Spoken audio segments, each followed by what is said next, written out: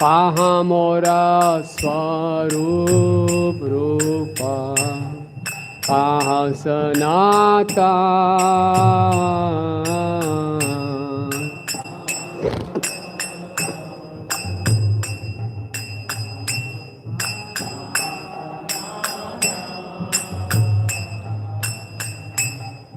कहाँ दास रघुनाथ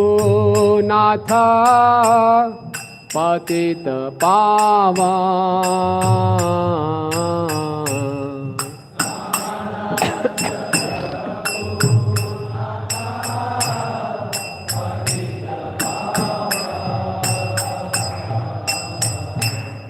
कहाँ मोरा भट्टा जुगा, कहाँ कबीरा,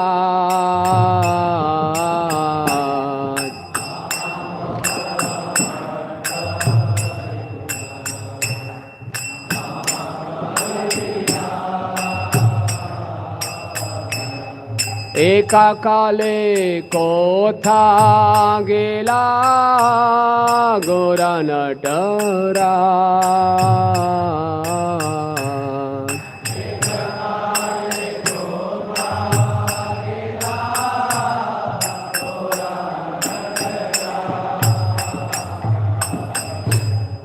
पाषाणे कुटीबो माथा, आनले पशिबो।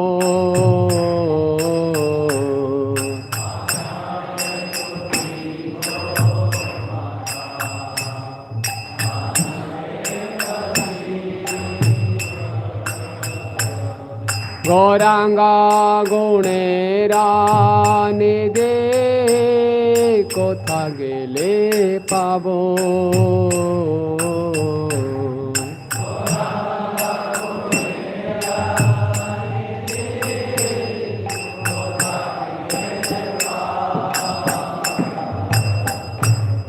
से सब संगीरा संगे, जो कैलो विलास।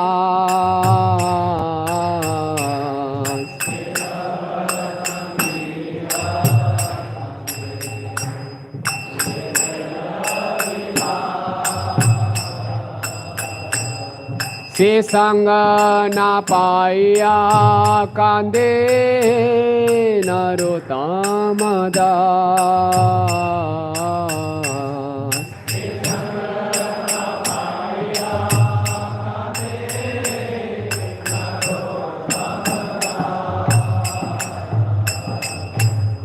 हे अनिल प्रेमाधना, करुणा प्रचुर।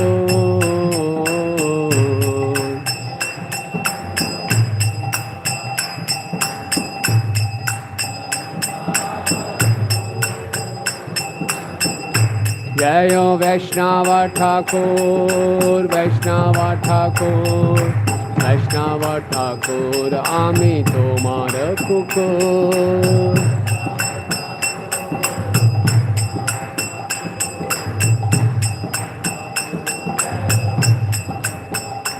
हरे कृष्णा कृष्णा कृष्णा हरे हरे, हरे Rama Ram Ram Hare Hare.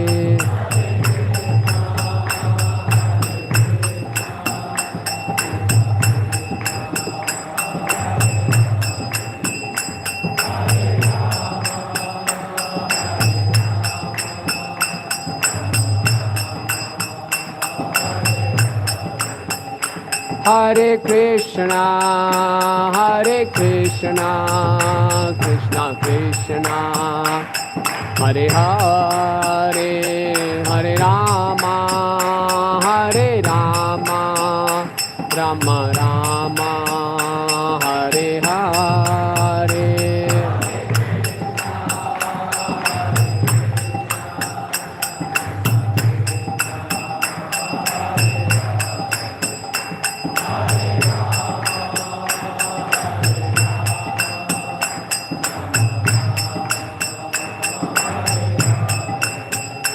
Hare Krishna, Krishna Krishna, Hare Hare, Hare Rama, Rama Rama, Hare Hare.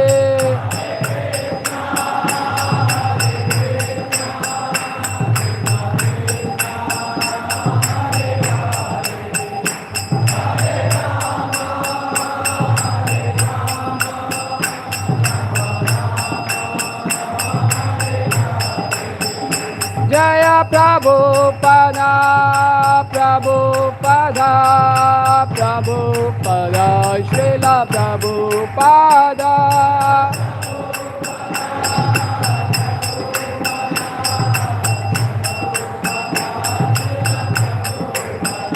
Nittai Gaur Hari Bol, Hari Bol, Hari Bol, Hari Bol.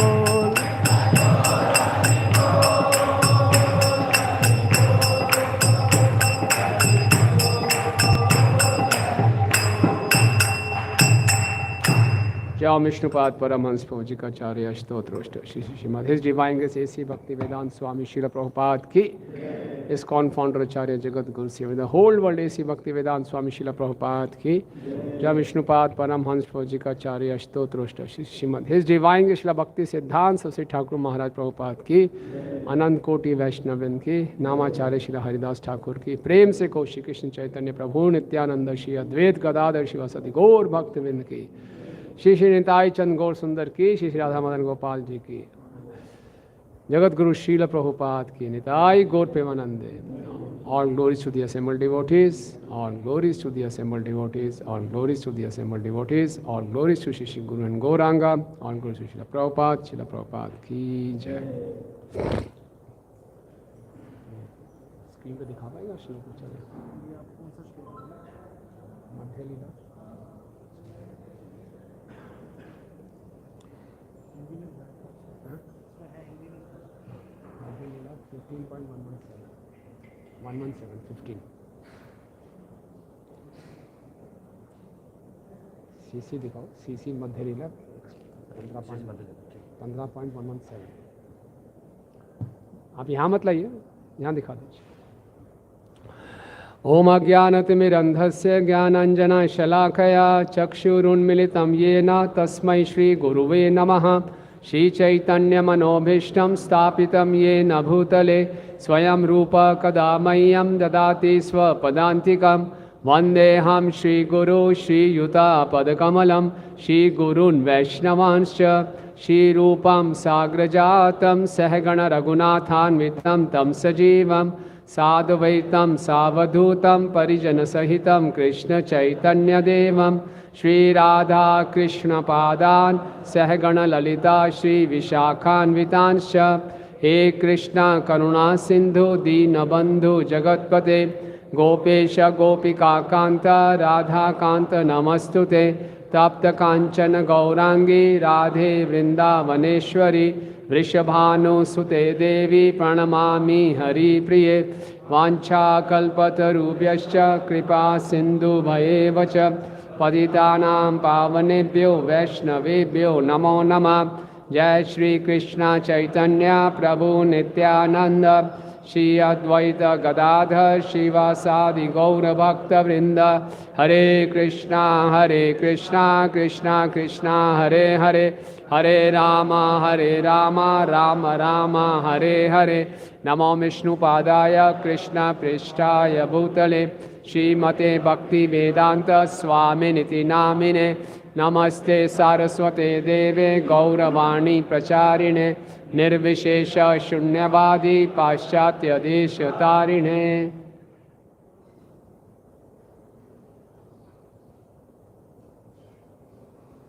हरे कृष्ण. ओके. जय जय श्री चैतन्य जय नित्यानंद. जय जय श्री चैतन्य जय नित्यानंद. जय द्वैत चंद जय गौर भक्त वृंद. जय अद्वैत चंद जय गौर भक्त वृंद, जय जय श्री चैतन्य जय नित्यानंद, जय अद्वैत चंद जय गौर भक्त वृंद। मेरा संग 116 दिखा दीजिए। हरि बोल। 116।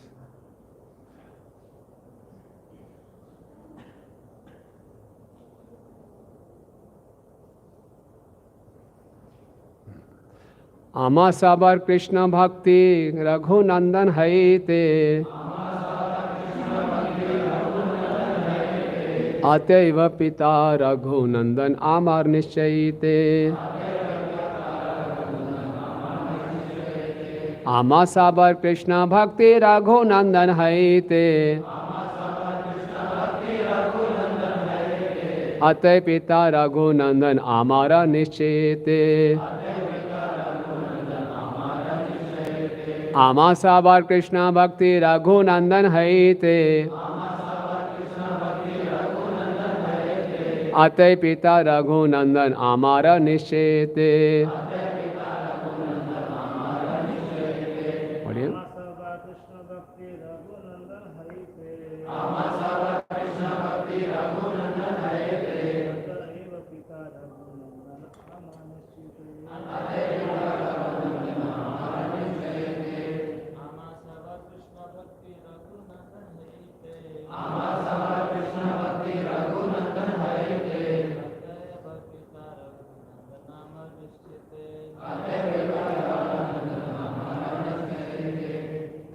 और कोई बोलिए।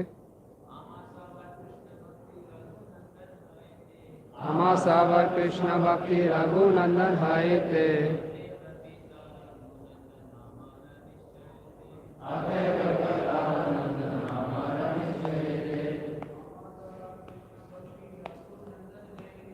आमा साबर कृष्ण भक्ति रघुनंदन हैते, अतः पिता रघुनंदन आमारा निश्चयते। माता जी।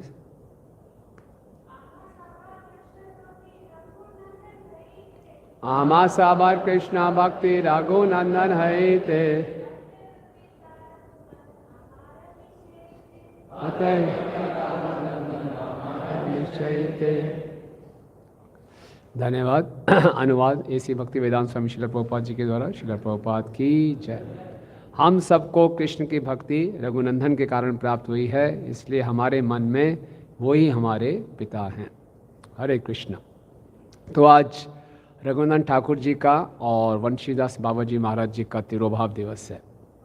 भगवान गीता में कहते हैं जन्म कर्म च मे दिव्यम एवं यो वेति तत्वता। भगवान के जन्म और कर्म दिव्य होते हैं। इसी प्रकार से भगवान के जो अंतरंग पार्षद हैं उनका इस संसार में आना और जाना भी दिव्य है। तो भगवान के अंतरंग पार्षद यहाँ पर आते हैं तो भगवान की आज्ञा से आते हैं, कुछ लेकर आते हैं। क्या लेकर आते हैं? जे आनीलो प्रेम धन। हम सबके लिए प्रेम धन लेकर आते हैं। एक साधारण जीव इस संसार में आता है तो अपने साथ पिछले जन्मों के कर्मों का बोझा लेके आता है। अनादि कर्म फले, पता नहीं कब से इस संसार में हम हैं, कितने ही कर्मों के फलों का बोझा हमारे सर पे है। जब हम जन्म लेते हैं सारा का सारे पुराने संस्कार कर्म फल लेकर आते हैं। लेकिन जब भगवान के दिव्य पार्षद आते हैं, जे आनीलो प्रेम धन, हमारे लिए गोलोक धाम से प्रेम धन लेकर आते हैं। इसलिए भगवान उनको भेजते हैं कि इस संसार में लोग, चाहे वो बहादुरगढ़ में या कहीं पे भी हों, सब प्रेम के पीछे भाग रहे हैं। सबको प्रेम चाहिए, लेकिन मालूम नहीं प्रेम कहाँ मिलेगा, कैसे मिलेगा। इसीलिए जे आनीलो प्रेम धन करुणा प्रचुर, उनका हृदय करुणा से भरा होता है। और करुणा करके वो हमें सिखाते हैं इस संसार में आके भक्ति कैसे करनी है, जीवन का असली लक्ष्य क्या है। जब हम शास्त्रों को पढ़ते हैं तो भक्ति की इतनी समझ नहीं आती। भगवान गीता में कहते हैं राज विद्या राज गोह्यम, बहुत गहरा ज्ञान है ये। लेकिन जब यही भक्ति को हम किन्हीं शुद्ध भक्तों के चरित्र में देखते हैं तो उनके चरित्र की चर्चा करके हम भक्ति के सर्वोत्तम सिद्धांतों को समझ सकते हैं। धर्म स्थापना हेतु साधु व्यवहार, जो साधु का व्यवहार होता है हमें धर्म को सिखाने के लिए होता है। तो आज का दिन है, रघुनंदन ठाकुर और वंशीदास बाबा जी महाराज के चरित्र की चर्चा करने का प्रयास करेंगे और उनसे आशीर्वाद की कामना करेंगे कि जिस उद्देश्य के साथ वो यहाँ पे अवतरित हुए थे, हमें सिखाने के लिए कि जीवन का लक्ष्य क्या है और उसको कैसे प्राप्त करना है, उसको हम प्राप्त कर सकें। और उनका जो तिरोभाव है, तिरोभाव का यानी अर्थ है आज के दिन वो अप्रकट हुए थे। तो वैष्णव जब अप्रकट होते हैं तो भी वो उत्सव है, क्यों? वापस जाके वो भगवान की लीला में भाग ले रहे हैं। तो रघुनंदन ठाकुर जी का गौर गणदेश दीपिका एक ग्रंथ है जिसे कवि कर्णपूर्ण जी ने रचित किया है। उसमें बताया जाता है कि जो चैतन्य महाप्रभु के पार्षद हैं वो कृष्ण की लीला में कौन थे। तो बताया जाता है, व्यूहास्तृत्य प्रद्युम्ना प्रिया नरम सखो भवेत चक्रे लीला सहयम यो राधा माधवयोर व्रजे श्री चैतन्य अद्वैत तनु सा एव रघुनंदना। तो चतुर्व्यूह है, भगवान का चतुर्व्यूह होता है, उसमें वसुदेव, संकर्षण, प्रद्युम्न और अनिरुद्ध। तो इसमें जो तृतीय हैं प्रद्युम्न, वो हैं रघुनंदन भगवान की द्वारका लीला में। और भगवान की व्रज लीला में वो क्या है? प्रिय नर्म सखा। भगवान के 3 प्रकार के सखा होते हैं, एक होते हैं प्रिय सखा, और एक होते हैं सखा, एक होते हैं प्रिय सखा, और तीसरी कैटेगरी है प्रिय नर्म सखा। प्रिय नर्म सखा वो हैं जो कृष्ण को साथ मजाक करते हैं, उनको हंसी दिलाते हैं, जैसे मधुमंगल है ना, उनमें अपनी ऐसी गतिविधियों से कृष्ण को उनकी गतिविधियों देखकर हंसी आती है, ये उनकी सेवा है। तो यही रघुनंदन जो कि चैतन्य महाप्रभु लीला में रघुनंदन ठाकुर थे, वो महाद्वारका लीला में प्रद्युम्न थे, कृष्ण के पुत्र, और साथ में राधा कृष्ण की लीला में प्रिय नर्म सखा है। तो रघुनंदन ठाकुर जी के पिता का नाम है मुकुंद दास और ये रहते थे श्रीखंड में, और इनका प्राकट्य हुआ था 1510 ईस्वी में। 1510 ईस्वी में वो कौन महत्वपूर्ण घटना हुई थी, कोई बता सकता है क्या? महाप्रभु से संबंधित संन्यास लिए थे, है ना। महाप्रभु जब 24 वर्ष के थे तो उन्होंने संन्यास लिया था। तो जिस वर्ष उनका संन्यास हुआ था उसी वर्ष रघुनंदन का प्राकट्य हुआ था। इनके पिता का नाम था मुकुंद। जो मुकुंद महाप्रभु की लीला में कई मुकुंद हैं, 3 मुकुंद हैं। ये मुकुंद दास हैं जो कि राज वैद्य थे, राजा के यहाँ पे वैद्य थे और बहुत ही उन्नत भक्त थे। बाहर से वैद्य थे लेकिन अंदर ही अंदर हमेशा कृष्ण का स्मरण करते रहते थे। तो एक बारी राजा के यहाँ थे और राजा को उनके जो पार्षद थे पंखा कर रहे थे मोर पंख से। तो जैसे ही मुकुंद ने मोर पंख को देखा, मुकुंद को कृष्ण का स्मरण हो गया, है ना। और एक बहुत बड़े ऊंचे प्लेटफॉर्म पे थे, स्टेज पे थे, नीचे गिर गए एकदम, प्रेम में इतने उन्मत्त हो गए। इसको बोलते हैं उद्दीपन। देखते ही याद आ गई कृष्ण की और अपने आप को रोक नहीं पाए और मूर्छित हो गए। कुछ समय के बाद उनको होश आया तो राजा ने बोला क्या हो गया। तो शुद्ध भक्त अपने प्रेम को बताते नहीं हैं कि मुझे कृष्ण का स्मरण आ गया, मैं भाव में चला गया, नहीं, वो मुझे बोलते हैं मुझे मिर्गी का दौरा पड़ता है लेकिन राजा भी समझदार थे, बोले नहीं, मिर्गी के दौरे के लक्षण नहीं हैं, किसी और चीज़ के लक्षण हैं। तो वो समझ गए। तो ये बहुत उन्नत कोटि के भक्त थे। और इनके बड़े भाई, इनके जो छोटे भाई थे, उनका नाम था नरहरि सरकार। नरहरि सरकार भी बहुत चैतन्य महाप्रभु के मुख्य पार्षद हैं। आपने अगर चैतन्य चरितामृत पढ़ी होगी तो बताया जाता है कि श्रीखंड के 3 मुख्य भक्त थे, रघुनंदन, नरहरि और मुकुंद। तो मुकुंद जी को एक बारी इमरजेंसी सेवा में घर से बाहर जाना पड़ा। तो उन्होंने जाने से पहले अपने 5 साल के बेटे रघुनंदन को बुलाया कि हमारे घर के विग्रह का नाम है गोपीनाथ, तो आज मैं बाहर जा रहा हूँ, राजभोग आपको लगाना है। कैसे लगाना है? ऐसे घंटी बजानी है, मंत्रों का उच्चारण करना है, प्लेट सामने रखनी है, देखना भगवान खाएं, ओके, कह के चले गए। रघुनंदन बहुत ही सरल बालक थे। ठीक समय पे प्लेट को सजाया, घंटी बजाई, मंत्रों को पढ़ के सुनाया, बोला भगवान खाइए। प्लेट वैसे की वैसे ही पड़ी है, बैठे रहे, आइए खाइए, आ क्यों नहीं रहे आप? फिर बैठे रहे, भगवान आ ही नहीं रहे। बड़े परेशान हो गए, आना पड़ेगा आपको, नहीं तो मेरे पिताजी आएंगे, मुझे डांटेंगे कि तुम इतने नालायक को खाना भी नहीं खिला पाए भगवान को।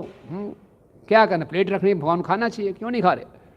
बड़े सरल थे, उनको सोचा भगवान को खाना ही पड़ेगा, जब मैंने प्लेट रखी है भगवान खा क्यों नहीं रहे? भगवान आ ही नहीं रहे, जोर जोर से रोने लगे कि आपको आना ही पड़ेगा, खाना ही पड़ेगा, क्यों नहीं आ रहे आप। भगवान की अपनी जिद है, मैं तो आंखों से खाता हूँ, मैं खा चुका हूँ, ले जाओ इसको। बोलते नहीं, मेरी जिद है, आपको आना पड़ेगा, प्लेट खाली करनी पड़ेगी, मालूम चले आपने खा लिया। तो देखिए भगवान अपनी जिद को भूल जाते हैं भक्त की जिद के आगे। तो भगवान को आना पड़ा और पूरी की पूरी प्लेट साफ की भगवान ने। बोले अब उनकी तसल्ली, हाँ अब आपने खाया, मैं पिताजी को बोल सकता हूँ कि आपने प्रसाद खाना खाया, भोग खाया, है ना। मुकुंद आए वापस, बोले भोग लगाया था, बोले हाँ लगाया था, लाओ महाप्रसाद। बोले महाप्रसाद क्या होता है? बोले प्लेट में कुछ बचा होगा। बोले प्लेट खाली है, पूरी प्लेट खा गए। खा गए? इतने सालों से मैं यहाँ भोग लगा रहा हूँ, कभी असर नहीं हुआ, प्लेट खा गए? हाँ खा गए। तो मुकुंद को थोड़ा आश्चर्य भी हो रहा था, थोड़ी शंका भी हो रही थी कि बच्चा कोई शरारती तो नहीं कर रहा। नहीं, बालक बहुत सरल है, मैं जानता हूँ मेरा बच्चा है, इतना शैतान नहीं है, तो क्या है ये। बोला ठीक है, एक बार फिर से भोग लगाओ। तो इस बार इन्होंने क्या किया, एक लड्डू था और इसको लड्डू को भोग लगाओ। फिर से चले गए, वो फिर से मंत्र का उच्चारण किया, भगवान आइए खाइए। फिर से बुलाया भगवान को, बड़े प्रेम से पुकारा, आइए जल्दी खाइए। तो भगवान आए और भगवान ने खाया, और भगवान ने आधा लड्डू खाया। तो मुकुंद ने जब देखा भगवान खा रहे हैं और आधा लड्डू खा के भगवान फिर प्रकट हो गए, विग्रह में चले गए। तो मुकुंद ने देखा, पूरे आंखों से आंसू बहने लगे कि क्या मेरे बेटे के हृदय में इतनी भक्ति है कि भगवान प्रकट हो गए और भगवान ने उसको खाया। रघुनाथ ठाकुर जी की जय। तो ये बताता है सरलता, सरलता ही वैष्णवता है। भक्ति सिद्धांत स्वामी ठाकुर महाराज कहते हैं, श्रीला प्रभुपाद जी बताते हैं, कृष्ण भावनामृत सरल व्यक्तियों के लिए बहुत सरल है, जटिल व्यक्तियों के लिए एक पहेली है। जब हम भगवान को भोग लगाते हैं तो पूरा विश्वास होना चाहिए भगवान खाते हैं, ये कोई औपचारिकता नहीं है। प्रभुपाद जी एक बारी जुहू मंदिर में थे, तो एक व्यक्ति आया उनके पास, बोले स्वामी जी आप लोग बहुत भावुक हैं, भावुकता की भी हद होती है, घंटी बजाते हैं, थाली सामने रखते हैं, 10 मिनट बाद उठा लेते हैं, बोले भगवान ने खा लिया। कहाँ खा लिया, वैसे का वैसा ही पड़ा है, इतना भावुक नहीं होना चाहिए आप लोगों को। प्रभुपाद ने कहा भगवान गीता में कहते हैं मैं खाता हूँ, अश्नामी, मैं खाता हूँ, मैं भगवान की बात सुनूंगा या तुम जैसे लोफर की बात सुनूंगा। भगवान कह रहे मैं खाता हूँ तो खाता हूँ। ये तो भगवान की बहुत बड़ी कृपा है कि भगवान थाली को एज इट इज़ छोड़ देते हैं क्वांटिटी में, है ना। अगर रोज़ थाली साफ़ होने लगे तो हम भोग लगाना बंद कर देंगे भगवान को। बड़ा महंगाई का ज़माना है कि डोड़ा रखेंगे बस इतना ही खा लो। लेकिन भगवान जब खाते हैं इतनी कृपा करके मात्रा उतनी की उतनी रहने देते हैं, लेकिन उसकी क्वालिटी बदल देते हैं। वो कोई साधारण भोजन नहीं रह गया, वो क्या बन गया, भगवान का उच्चिष्ट हो गया, वो भगवान की कृपा हो गई। तो इस बात में हमें पूरा विश्वास होना चाहिए। सरलता का अर्थ है कि कोई संशय नहीं। अगर कोई संशय हमारे मन में उठ रहा है तो उसका हम तुरंत निवारण करें, और संशय के निवारण होने के बाद फिर कोई हिचक नहीं होनी चाहिए, फिर कोई किंतु परंतु नहीं होना चाहिए। ये सरलता है ना। तो इसलिए रघुनाथ ठाकुर जी हमें सिखा रहे हैं कि भक्ति में सरल रहने से हम भगवान के बहुत जल्दी उनका साक्षात्कार कर सकते हैं। ऐसी एक घटना अलारनाथ में हुई थी। अलारनाथ आप गए हैं, जगन्नाथपुरी के पास है, वहाँ चतुर्भुज कृष्ण हैं। तो वहाँ पे एक पुजारी थे, उनका नाम था केतन, और उनके बच्चे का नाम था मधु। तो केतन को ऐसे ही जाना था, तो उन्होंने मधु को बोला भगवान को भोग लगा देना। छोटा बच्चा था, उसने ऐसे ही किया, भगवान को भोग लगाना ही है, जिद की, भगवान खा गए। उनके पिता वापस आए, वाह भाई बताओ कहाँ है प्रसाद, बोले खा गए सारे। खींच के थप्पड़ मारा उसको। अरे मूर्ख, कहीं मुझे मूर्ख बना रहे, भगवान कभी ऐसे थोड़ी खाते हैं। बोले खाया भगवान ने, उसको विश्वास ही नहीं हो रहा भगवान ने खाया। बोले मेरे सामने भोग लगा, मैं देखता हूँ। तो गरम गरम खीर थी, बोला लगा आज सब कुछ मालूम चले भगवान खाते हैं कि नहीं खाते। उसको पूरा विश्वास था भगवान नहीं खाते हैं। और बेटा उसका सरल था, तो उसने फिर से बोला भगवान आइए और खाइए। और भगवान आए, भगवान ने उस कटोरे को उठाया खाने के लिए। और ये केतन, ये ब्राह्मण था, कर्मकांडी ब्राह्मण था, इसको इतना गुस्सा आया, भगवान का हाथ पकड़ लिया। बोले तुम ऐसे रोज खाओगे तो हम क्या खाएंगे। भगवान का हाथ पकड़ लिया। भगवान को इतना गुस्सा आया, बोले तुम जैसे कर्मकांडी पंडितों के हाथ से मैं कभी नहीं खाऊंगा। भगवान ने खीर वहीं गिरा दी, और जो खीर है वो भगवान के ऊपर गिरी, और अभी भी आप जाएंगे वहाँ के आपके ब्राह्मण आपको दिखाएंगे भगवान के ऊपर गर्म खीर के निशान हैं, है ना। तो ये विश्वास की बात है ना। वो व्यक्ति रोज भोग लगाता था, लेकिन उसको मालूम था भगवान खाते नहीं हैं, लगाना चाहिए तो लगा देते हैं, ठीक है, लेकिन उसका बालक था, उसको विश्वास था भगवान जो खाते हैं तो खाएंगे, क्यों नहीं खाएंगे। तो इस प्रकार से भक्ति में सरलता की बहुत आवश्यकता है। अगर हम आज के इस आधुनिक जगत में सरल रहना इतना सरल नहीं है, it's not so simple to be simple, क्योंकि शुरू से जिस प्रकार से हमें प्रशिक्षण दिया जाता है, शिक्षा दी जाती है, हर चीज़ पे संशय करो, और विशेषकर शास्त्रों की बातों में जरूर संशय करो। कोई वैज्ञानिक कुछ बोल रहा है तो उसको जरूर विश्वास कर लेंगे, लेकिन हमारे कुछ शास्त्र बोल रहे हैं तो उस पर विश्वास नहीं करेंगे, ये हमारा दुर्भाग्य है। तो रघुनंदन जी की और बहुत सी जब ये बात मालूम चली चैतन्य महाप्रभु को, हर साल जो श्रीखंड के निवासी थे वो जगन्नाथपुरी जाते थे, तो चैतन्य महाप्रभु ने मुकुंद से पूछा, मुकुंद तुम पिता हो कि रघुनंदन पिता है? मुझे मालूम नहीं यार, या तो आप उसके बेटे हो कि रघुनंदन आपका बेटा है।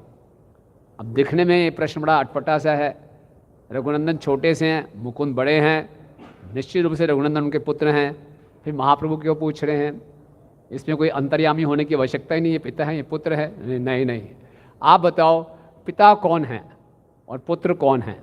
और मुकुंद भी उनकी बात समझिए, बोले ये जो रघुनंदन हैं ये मेरे पिता हैं, मैं इनका पुत्र हूँ। क्यों? क्योंकि मैंने कृष्ण भक्ति इनसे सीखी है ना। तो कृष्ण भक्ति सीखने के लिए आयु को नहीं देखना चाहिए कि छोटा बच्चा मुझे क्या सिखाएगा, ऐसा नहीं सोचना चाहिए। कृष्ण भक्ति किसी से भी सीखी जा सकती है, और महाप्रभु ने बोला जो हमें कृष्ण भक्ति सिखाए वो हमारा गुरु है, राइट। हम देखते हैं जब परीक्षित महाराज गंगा के तट पे बैठे थे 7 दिन के लिए सुनने के लिए, और पूरे ब्रह्मांड से ऋषिगण आए थे और सब आपस में मंत्रणा कर रहे थे। परीक्षित महाराज ने प्रश्न पूछा था, 2 प्रश्न पूछे थे कि इस समाज में एक मानव का क्या कर्तव्य है, और दूसरा विशेषकर जो बिल्कुल मरणासीन है, शरीर त्यागने वाला है, उसका क्या कर्तव्य है। तो सब आपस में विचार विमर्श कर रहे थे, कोई कह रहे थे योग करना चाहिए, कोई तपस्या, कोई ब्रह्म में ध्यान लगाना चाहिए, चर्चा कर रहे थे। तभी वहाँ पर आते हैं सुखदेव गोस्वामी। सुखदेव गोस्वामी अवधूत 16 वर्ष के, दिगंबर, शरीर पे एक कपड़ा भी नहीं। जब वो हस्तिनापुर में प्रवेश किए, बच्चे उनका मजाक उड़ा रहे हैं, स्त्रियाँ पीछे पीछे भाग रही हैं, पागल कौन आ गया। लेकिन जैसे ही वो संतों की सभा में प्रवेश किया, सारे ऋषिगण खड़े हो गए। ये देखकर सारे बच्चे और स्त्रियाँ परेशान हो गए, इतने आदरणीय व्यक्ति, हम तो उसको पागल समझ रहे हैं। और उनको आसन दिया गया, और फिर यही प्रश्न परीक्षित महाराज ने सुखदेव गोस्वामी से पूछे, और सुखदेव गोस्वामी ने भागवतम का प्रवचन शुरू किया। और उस प्रवचन को सुनने के लिए सुखदेव गोस्वामी ने जिनसे भागवतम सीखी थी, व्यासदेव, वो बैठे हैं, और व्यासदेव के गुरु नारद मुनि बैठे। अगर आप यहाँ लेक्चर दे रहे हैं, हमारे गुरु महाराज बैठे हैं, प्रभुपाद बैठे हैं, कैसा लगेगा?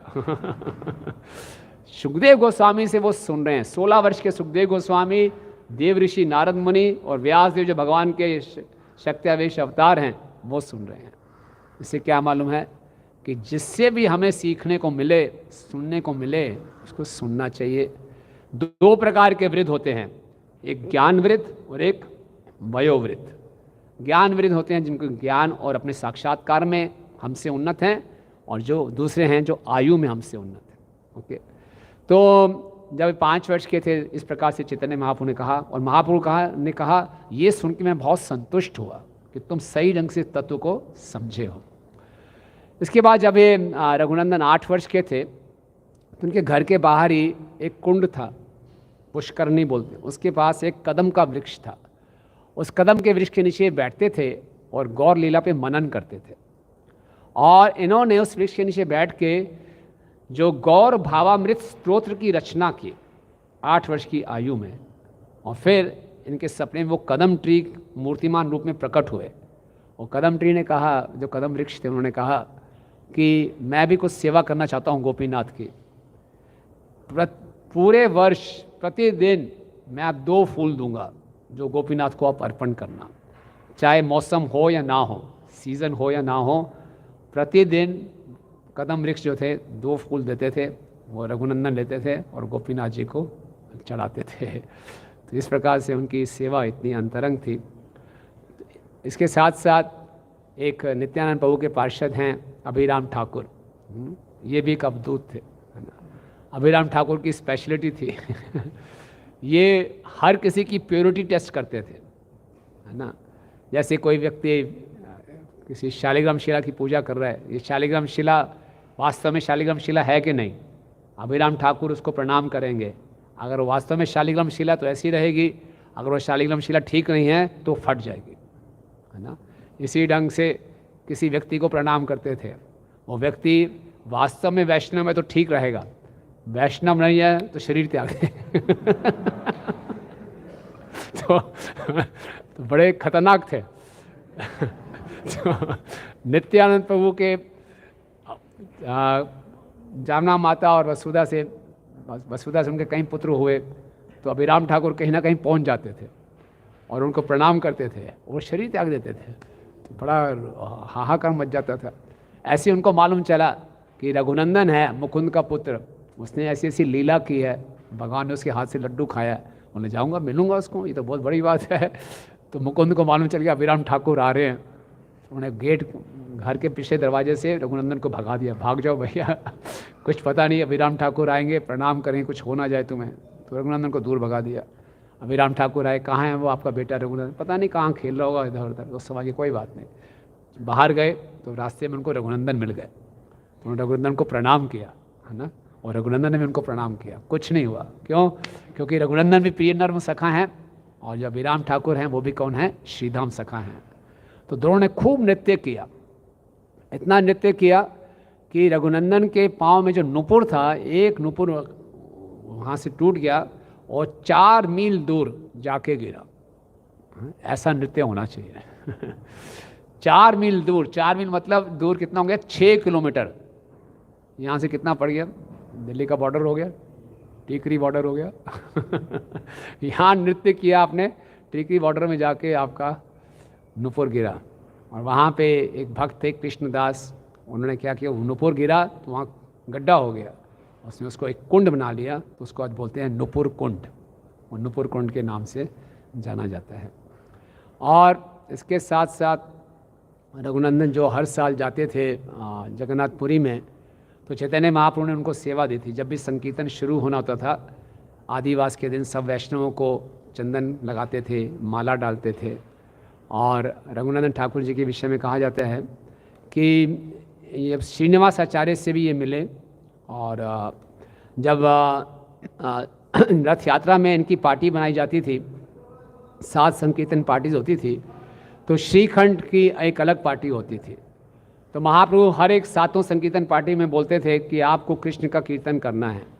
लेकिन नरहरि सरकार का विशेष संबंध था चैतन्य महाप्रभु से, वो गौर कीर्तन करते थे, वो कृष्ण का नाम नहीं लेते थे, वो गौरांगा गौरांगा कहते थे। महाप्रभु बाकी सबको मना करते थे, लेकिन नरहरि सरकार को मना नहीं कर पाते थे, तो वो उसमें भी वो गौर कीर्तन करते थे। श्रीनिवास आचार्य को इन्होंने, रघुनंदन ठाकुर ने आशीर्वाद दिया था कि आने वाले समय में तो महाप्रभु के आंदोलन में बहुत महत्वपूर्ण सेवाएं करोगे। जब पूरे महाप्रभु के अप्रकट होने के बाद बहुत सा संशय रहेगा लोगों के मन में फिलॉसफी को लेकर, सिद्धांत को लेकर, तो तुम उस सिद्धांत का प्रचार करोगे, पुस्तकों का वितरण करोगे। तो ये आशीर्वाद उन्होंने श्रीनिवास आचार्य को दिया था।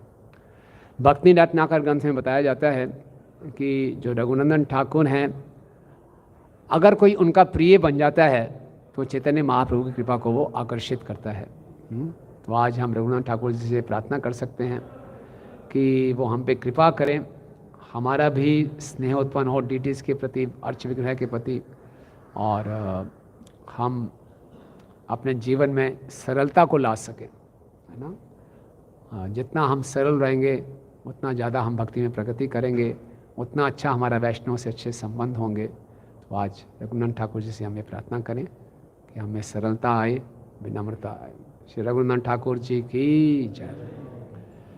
इसके साथ साथ आज दूसरे महान आचार्य हैं जिनका नाम है वंशीदास बाबा जी महाराज। वंशीदास बाबा जी महाराज ये भी अवधूत हैं, परमहंस अवधूत हैं। और इनका तिरोभाव लगभग 1944 के आसपास हुआ और ये इनका आविर्भाव हुआ था 1859 में। एक जगह है मजीदपुर जो कि इस समय बांग्लादेश में है। और इनके पिताजी बड़े दरिद्र परिवार में इनका प्राकट्य हुआ।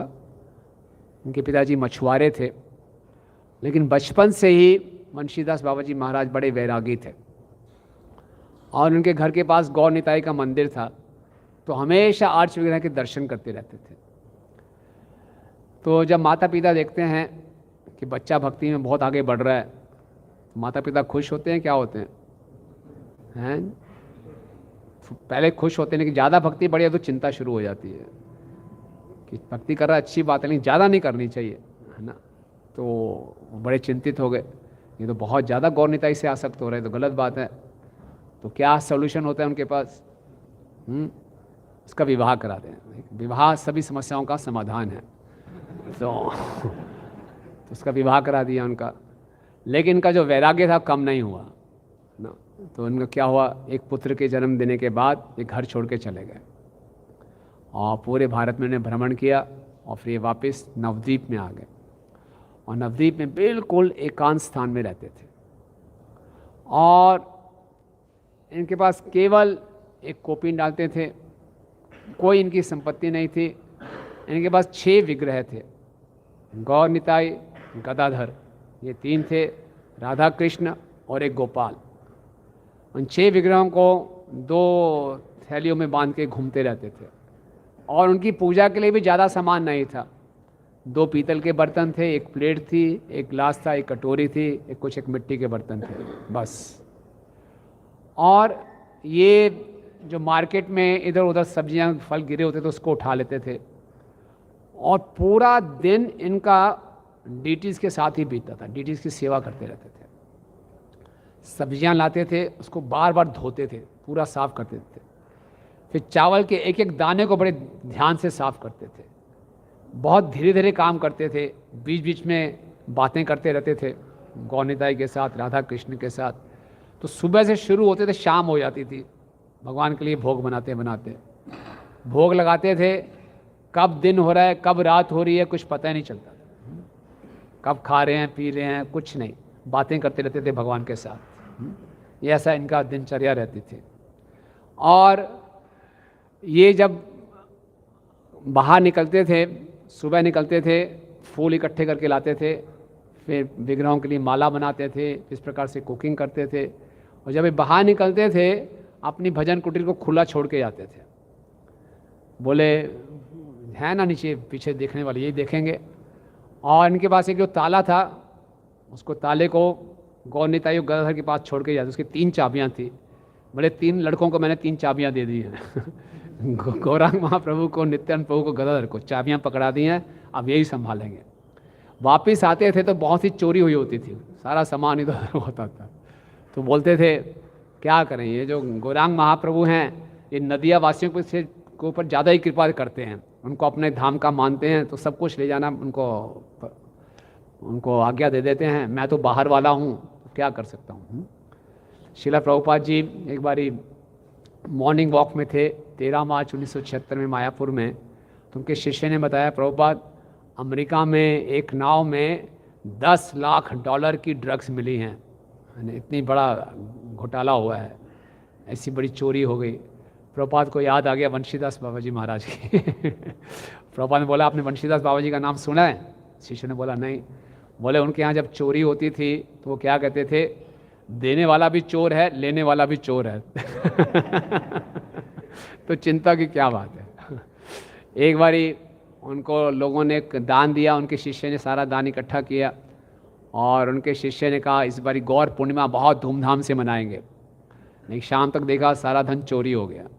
तो बड़ा सारा रोने लगा, वो परेशान हो गया। बोले क्यों परेशान हो रहे हैं, कोई चिंता की बात नहीं है, है ना। आप रोज़ दाढ़ी बनाते हो, शेव करते हो, अगले दिन फिर दाढ़ी आ जाती है, ये धन गया फिर से धन आ जाएगा।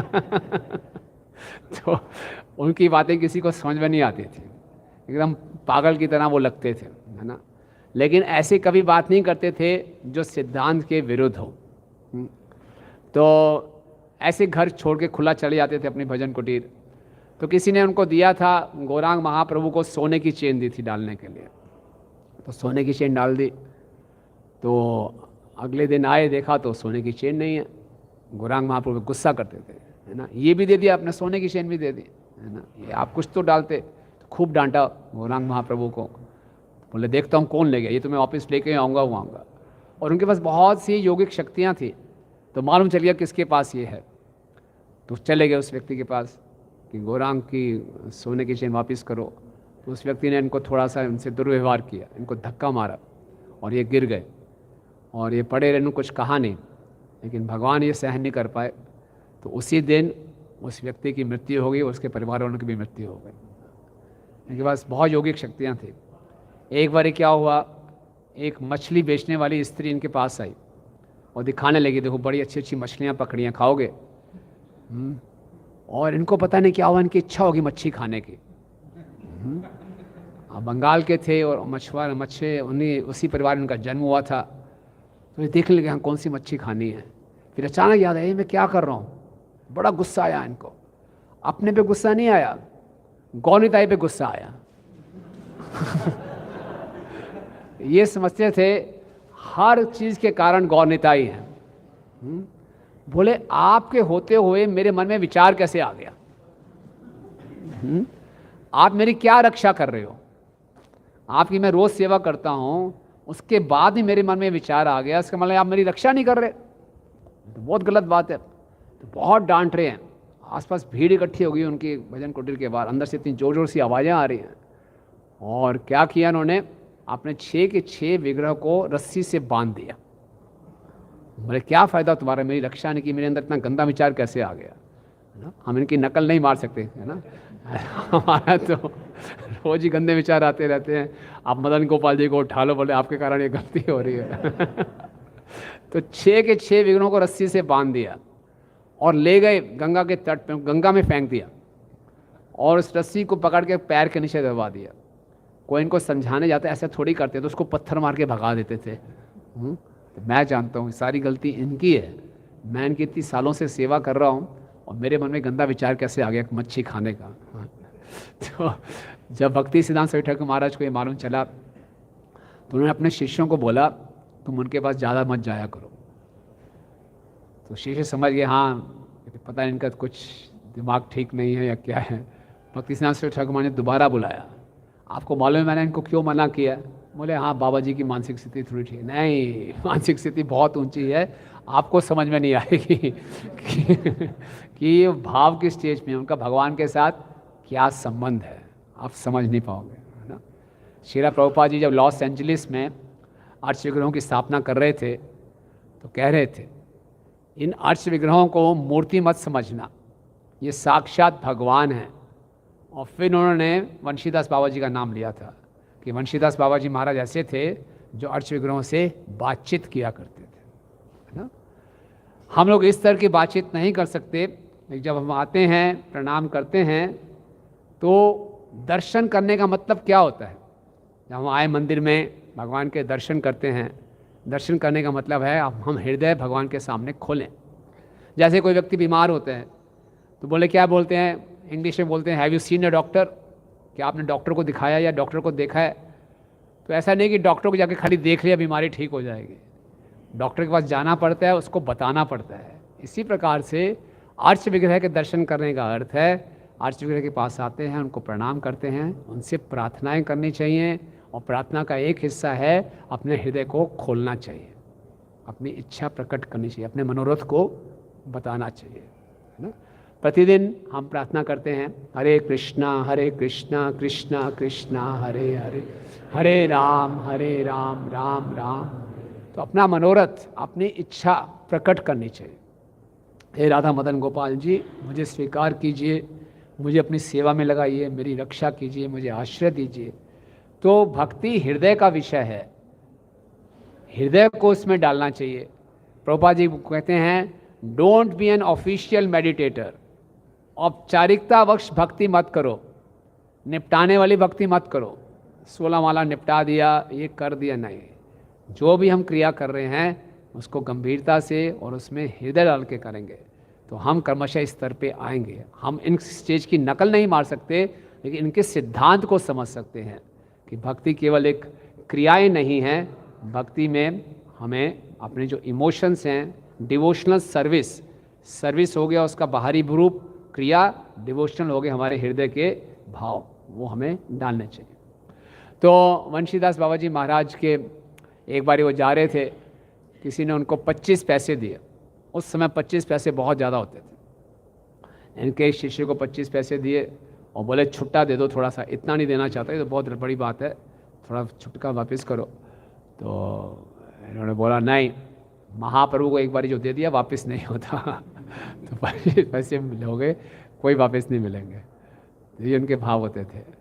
और इनके पास बहुत सी यौगिक शक्तियाँ थी। एक बार एक व्यक्ति इनके कुटिया के बाहर आके बीमार पड़ा था, उसको हैज़ा हो गया था और बहुत पीड़ा में कराह रहा था और बार बार भगवान से प्रार्थना कर रहा था कि मुझे मृत्यु दे दो, मैं मरना चाहता हूँ।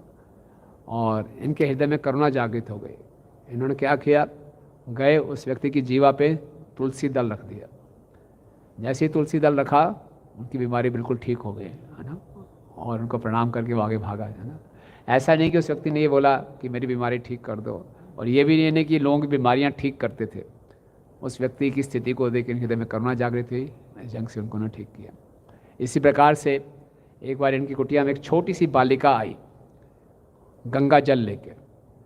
तो गंगा जल रख के वो जाने लगी तो बाहर बहुत तूफान चल रहा था। तो ने बोला अभी मत जाओ, अभी बहुत तूफान चल रहा है। लेकिन उस लड़की ने सुना नहीं, उसने दरवाज़ा खोल दिया। जैसे ही वो बाहर जाने लगी, ये इतने वृद्ध थे, पता नहीं कैसे कूद के तुरंत लड़की को बाहर लिया, दरवाज़ा बंद किया। जैसे ही दरवाज़ा बंद किया तभी वहाँ पर बिजली गिर गई, है ना। यानी को मालूम था बिजली गिरने वाली है, उस लड़की को इस प्रकार से उन्होंने बचाया। इसी प्रकार से एक बारी एक बहुत बड़े मकान में रह रहे थे जो कि गंगा के तट से बहुत दूर था। अक्सर वहाँ पे क्या होता था, बाढ़ आ जाया करती थी, लेकिन इसमें इनके उस मकान तक पानी नहीं पहुँचता था। तो उन्होंने एक दिन रात को अपने सेवक को बुलाया और बोला कि देखो कल तक यहाँ पर बाढ़ आ जाएगी, अभी मकान खाली कर दो। सेवक ने बोला कभी बाढ़ आई नहीं यहाँ पे? बोले नहीं, कल आएगी, निकालो चलो। तो अपने विग्रहों के साथ सारा सामान खाली करके निकल गए और अगले दिन वहाँ पे भी वहाँ बाढ़ आ गई थी। तो जो कृष्ण को जानते हैं वो सब कुछ जानते हैं, लेकिन भक्त जो हैं अपनी इन यौगिक शक्तियों को सबके सामने प्रकट नहीं करते। एक शिला प्रभुपाद जी का एनेक्डोट हमें याद आ गया। प्रभुपाद जी 1970 में मई में काफ़ी बीमार थे, तो किसी के कहने पे वो ऋषिकेश गए थे। तो ऋषिकेश में कुछ दिन बिताने के बाद वो वापस आए और वापस बॉम्बे में थे, तो स्थिति बहुत ख़राब थी। तो प्रभुपाद ने एक बारी रात को गिरिराज महाराज को बुलाया, बोले तुरंत मुझे वृंदावन ले चलो। गिरिराज महाराज ने फ़ोन किया एनडी देसाई जी को। एनडी देसाई जी आप जानते हैं बहुत बड़े इंडस्ट्रियलिस्ट थे, और वो बोला जल्दी से गाड़ी ले आओ, हमने ट्रेन की टिकट बुक कर ली है, प्रभुपाद को अभी वृंदावन निकलना है। रोते रोते उन्होंने बोला, प्रभुपाद की हालत बहुत ख़राब है। तो भक्ति चारू स्वामी महाराज थे, परम पूजनीय तमाल कृष्ण गोस्वामी महाराज थे, उपेंद्र प्रभु उनके सेवक थे, एक दो भक्त और थे। एनडी देसाई जो थे ये उस समय चिन्मय मिशन से जुड़े हुए थे, और प्रभुपाद उनके घर में आते जाते थे। तो प्रभुपाद से बहुत बहस करते थे कि भगवान निराकार हैं, ये सब बातें करते थे, लेकिन फिर भी उनके हृदय में प्रभुपाद के लिए थोड़ा सम्मान था। तो एनडी देसाई जी गाड़ी चला रहे हैं, फ्रंट पे आगे तमाल कृष्ण गोस्वामी महाराज बैठे हैं, पीछे प्रभुपाद लेटे हुए हैं, और उनके साथ भक्ति चारू महाराज और उपेंद्र हैं।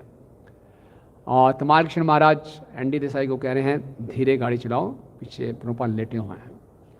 प्रभुपाद लेटे हुए हैं, उपेंद्र को बोल रहे हैं गाड़ी जल्दी चलाओ। उपेंद्र बोल रहे हैं गाड़ी तेज़ चलाओ। वो तेज़ चलाते थे, तमाल कृष्ण महाराज धीरे चलाओ। प्रभुपाद पीछे लेटे हुए हैं, वो धीरे करते थे। प्रभुपाद फिर उपेंद्र को बोलते बोलो गाड़ी तेज़ चलाओ, है ना। तो फिर बोले गाड़ी तेज़ चलाओ, बोला ना गाड़ी धीरे चलाओ। फिर बाद में उपेंद्र ने तमाल कृष्ण महाराज को बोला प्रभुपाद कह रहे हैं गाड़ी तेज़ चलाओ। तो उनको समझ नहीं आया तमाल कृष्ण महाराज को। तो एनडी देसाई ने खूब तेज़ गाड़ी चलाई, तेज़ गाड़ी चलाई, स्टेशन पर पहुँचे, फटाफट व्हील चेयर आई, प्रभुपाद को उसमें रखा और पहुँचे। देखा हम तो समय से काफ़ी पहले पहुँच गए हैं। तो बोले कहाँ पे, रेस्ट रूम में ले जाएं। तो टीटी से पूछा रेस्ट रूम कहाँ पे, बोले किस गाड़ी के लिए, बोले ये गाड़ी।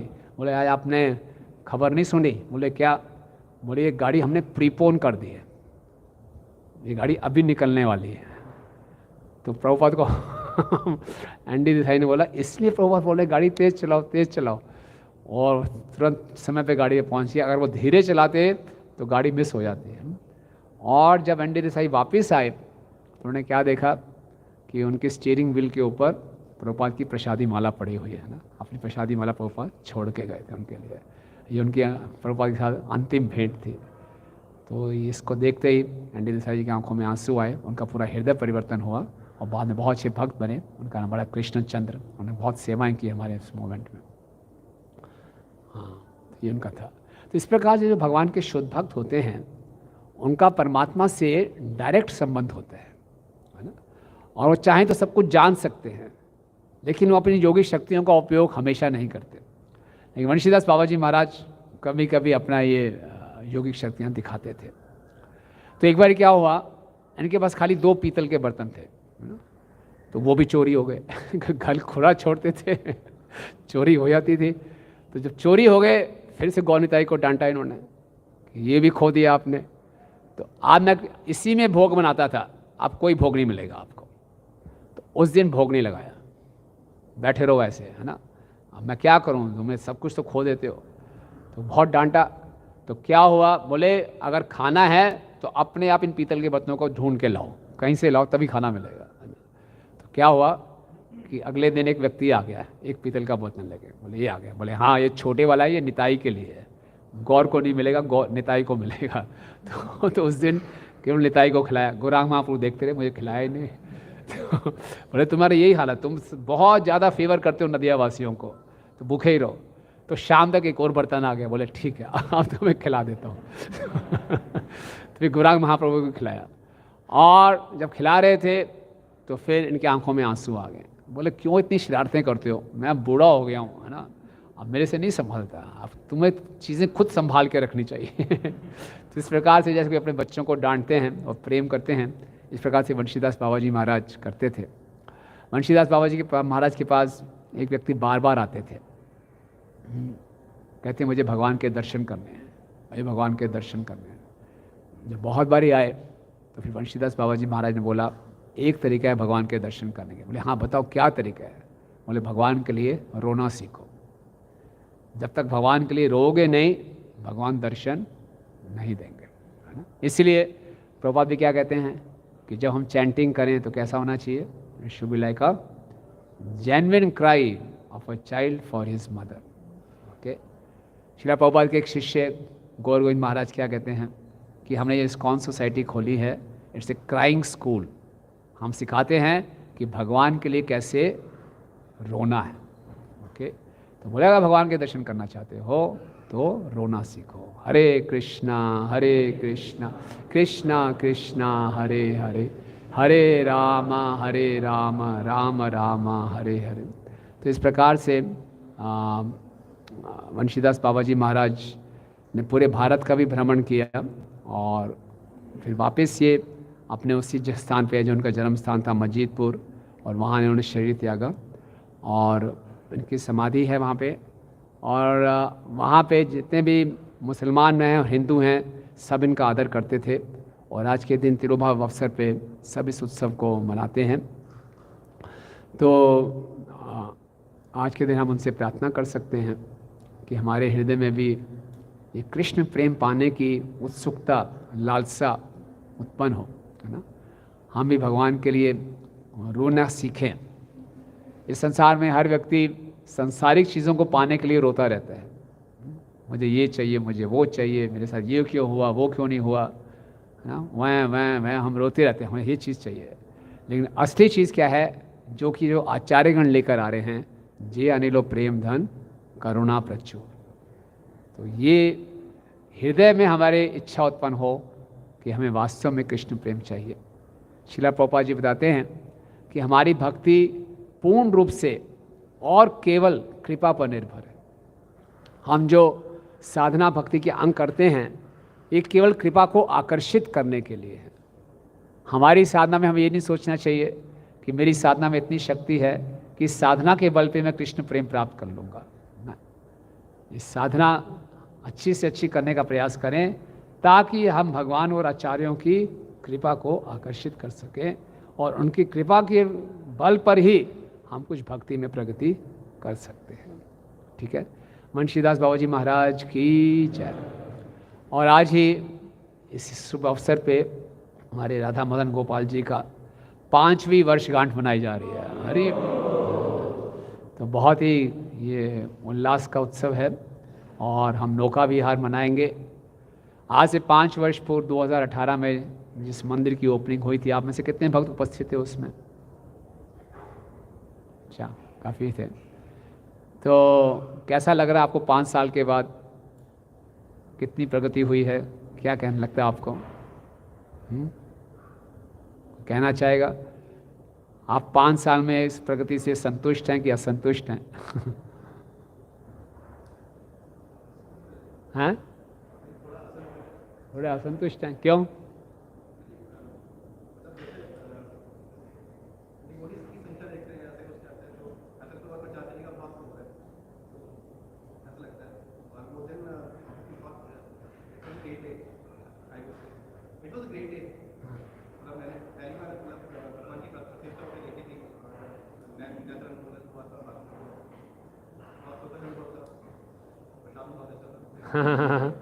Good good good.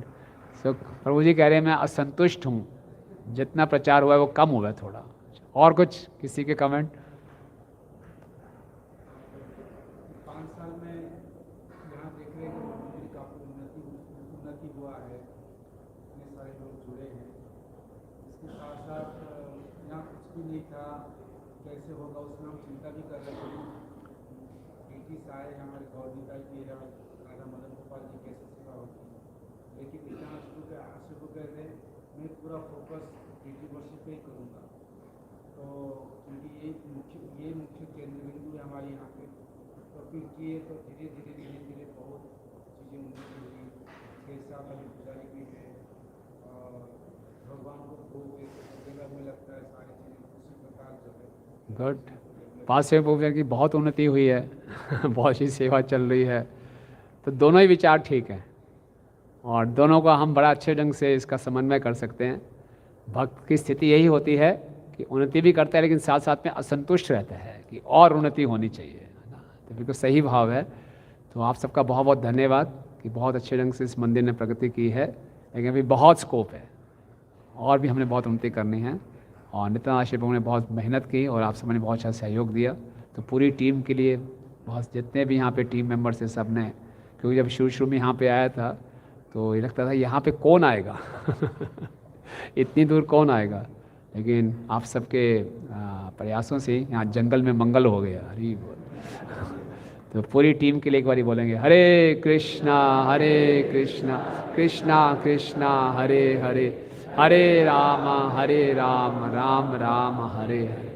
तो नौका विहार उत्सव होगा। उस साल भी किया था हमने, नेक्स्ट ईयर किया था, 2018 में भी किया था ना। यस।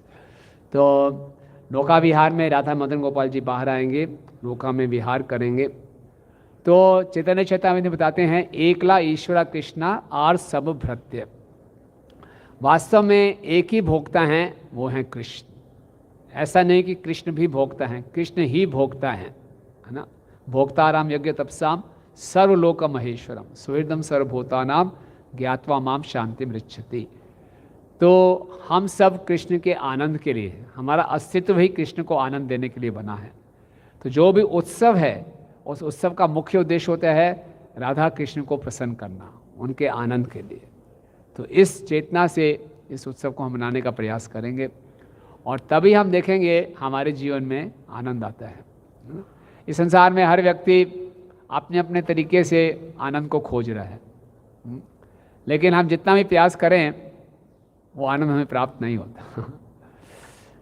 भागवतम के 7वें स्कंद में प्रहलाद महाराज बताते हैं सुखाय दुख मोक्षाय संकल्प यह कर्मणा सदा आपनोति इहाय अनिहाय दुख, सदा आपनोति इहाय दुखम अनिहाय सुख आवृतम। कि हर व्यक्ति इस संसार में जो कार्य करता है उसके पीछे दो प्रयोजन होते हैं, कि मेरा सुख बढ़ जाए और दुख कम हो जाए, है ना। लोग मंदिर भी इसीलिए आते हैं कि इस समस्या का समाधान हो जाए और कुछ सुख बढ़ जाए। लेकिन प्रहलाद महाराज बता रहे हैं हमेशा उल्टा ही होता है, सुख कम हो जाता है और दुख बढ़ जाता है। और जैसे जैसे कलयुग आगे बढ़ रहा है हमारा दुख बढ़ता जा रहा है कि कम होता जा रहा है? दुख बढ़ता जा रहा है, सुख कम होता जा रहा है। सुविधाएं बढ़ती जा रही हैं लेकिन खुशी कम होती जा रही है। बढ़िया बढ़िया लैपटॉप्स हैं, आईपैड्स हैं, फ़ोन्स हैं, गाड़ियां हैं, बहुत सुविधाएं हैं, लेकिन दुख बढ़ता जा रहा है। तो फिर क्या सुख कैसे मिलेगा? वो बोले हैं कि सुख मिलेगा तब जब सुख ढूंढना बंद कर दो। बड़ा अच्छा सिद्धांत है। आप सुख चाहते हैं, आप खुशी चाहते हैं, तो अपनी खुशी ढूंढना बंद कर दो। अरे ये क्या मतलब है? यस, सुख अपने आप आएगा जब हम अपनी सुख को ढूंढना बंद करेंगे और किसको सुख देने का प्रयास करेंगे?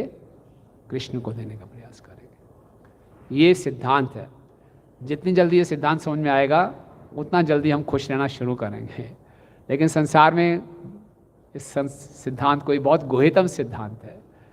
हर व्यक्ति सुख चाहता है, उसी के लिए प्रयास कर रहा है। जितना प्रयास करेंगे सुख के लिए उतना हमारा दुख बढ़ता है ना? इंग्लिश में एक पोयम थी, कहते थे happiness is like a bird, more you chase it more it flies away. जितना उस पक्षी के पीछे भागोगे वो पक्षी और उड़ के दूर चला जाएगा। इसलिए अपने सुख को नहीं खोजना, तो क्या है? भगवान को सुख देना है। तो जो उत्सव आते हैं ये कृष्ण को सुख देने के लिए। राधा और कृष्ण की नौका विहार की बहुत सुंदर लीला है। हम देखते हैं जब जितनी सारी गोपियां थी मानसी गंगा में वो जाती थी, गंगा पार करके, मानसी गंगा पार करके अपना दूध दही बेचने के लिए। और कृष्ण को मालूम चला कि इस प्रकार से गोपियां आती हैं, तो कृष्ण नाविक बन के बैठ गए और बोला कि हमें ये पार करा दो। बोले हाँ बैठो। सब बैठ गए। जब बीच में नाव पहुंचती है तो कृष्ण क्या बोलते हैं? अपनी योग माया से कृष्ण तूफान ले आते हैं। जोर जोर से हवाएं बहनी शुरू होती है, बिजली कड़कनी शुरू होती है। बोले अब तो बहुत खतरा आ गया। बोले क्या? बोले नाव में भार बहुत बढ़ गया है, तो जितना ये लाए हो मटके वटके सब फेंकने पड़ेंगे। सबने फेंक दिया। गोपियाँ बहुत सरल थी, अभी भी नाव बहुत हिल रही थी, तेज हवा चल रही थी, तूफान चल रहा था। बोले बहुत गड़बड़ है, आप सबने इतने सारे आभूषण डाल रखे हैं, इसको भी उठा के फेंको।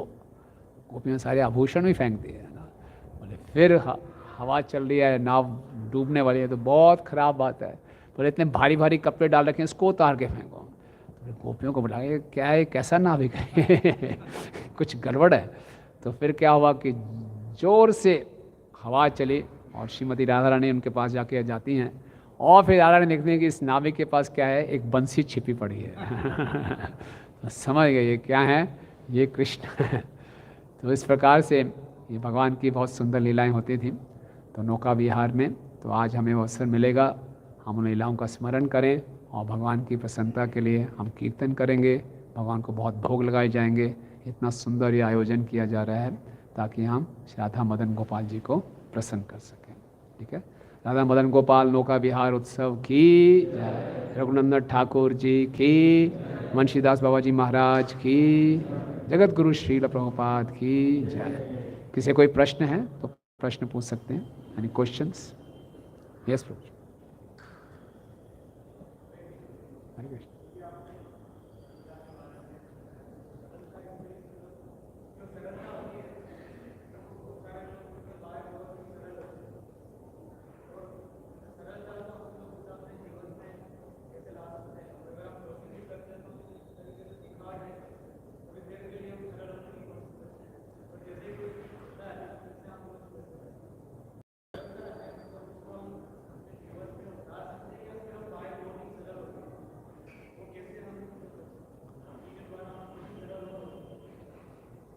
प्रश्न ये है कि सरलता को आप जीवन में उतार सकते हैं या बाय बर्थ ही होते हैं? ये प्रश्न हाँ, दोनों है। हम सारे सद्गुणों को विकसित कर सकते हैं अच्छी भक्ति का अभ्यास करके, ठीक है ना।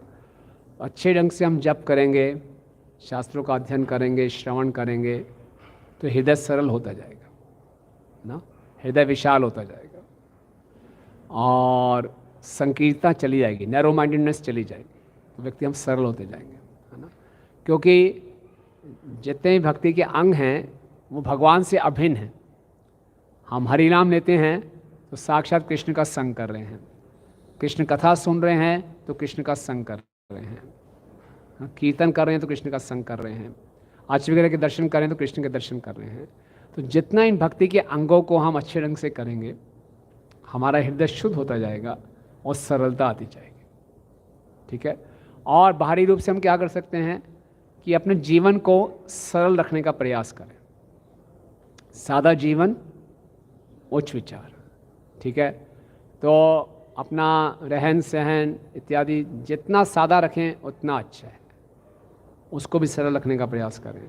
उसको सादा नहीं रखेंगे, वो बहुत तामझाम है, दिखावा है, उस दिखावे को बनाए रखने के लिए बहुत कुछ उल्टा सीधा करना पड़ेगा, तो फिर से जीवन बहुत जटिल हो जाएगा। तो अपना रहन सहन सादा रखें, सरल रखें, अपने विचारों को सरल रखने का प्रयास करें। विचारों को कैसे सरल रख सकते हैं कि जो हम प्रभुपाद की पुस्तकों को पढ़ रहे हैं उसको जीवन में उतारने का प्रयास करें। इधर उधर किसी के दोषों को देखने का प्रयास लेने का मतलब नहीं, जो हमें बताया जा रहा है उसको ईमानदारी से करने का प्रयास करें। विचार सरल रखें, जीवन सरल रखें, भक्ति को अच्छे ढंग से करने का प्रयास करें, हृदय सरल होता जाएगा, ठीक है ना।